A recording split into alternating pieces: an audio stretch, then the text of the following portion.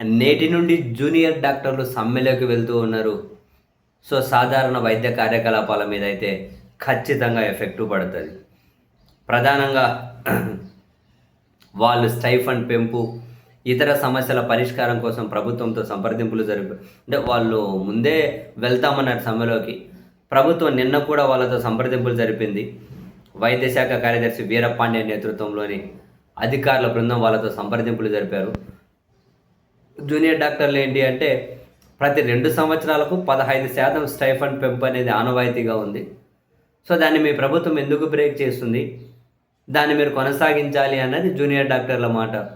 లేదు, ప్రభుత్వం కష్టాల్లో ఉంది, ఆర్థిక భారం పడతది. కాబట్టి సంవత్సరానికి 3% స్టైఫండ్ పెంచుతాము అన్నది ప్రభుత్వం మాట. సో, దానికి జూనియర్ డాక్టర్లు అయితే సిద్ధంగా లేరు. అందుకని చెప్పి ఈ రోజు నుంచి సమ్మెలోకి వెళ్తూ ఉన్నారు.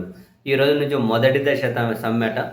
సో, మంగళవారం ఉదయం 9 నుంచి మధ్యాహ్నం 1 గంట వరకు ఎమర్జెన్సీ, ఐసీయూ తప్ప ఇతర సేవలన్నింటినీ కూడా బహిష్కరించి నిరసన తెలుపుతూ ఉన్నారు.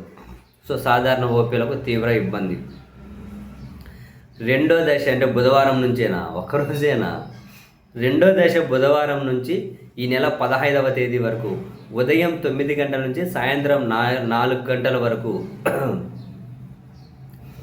నాన్ ఎమర్జెన్సీ సేవలు అన్నింటినీ బహిష్కరించేస్తున్నారు. గడువులోగా స్పందన లేని పక్షంలో మూడో దశలో సమ్మెను మరింత తీవ్రతరం చేసి ఉధృతంగా ఉద్యమంలోకి వెళ్తాం. సో, ఆ మూడో దశ ఉద్యమం ఏ విధంగా ఉంటుంది అనేది ఈ నెల 17వ తేదీన ప్రకటిస్తామని చెప్పి జూనియర్ డాక్టర్ల అసోసియేషన్ ఒక ప్రకటన విడుదల చేసింది.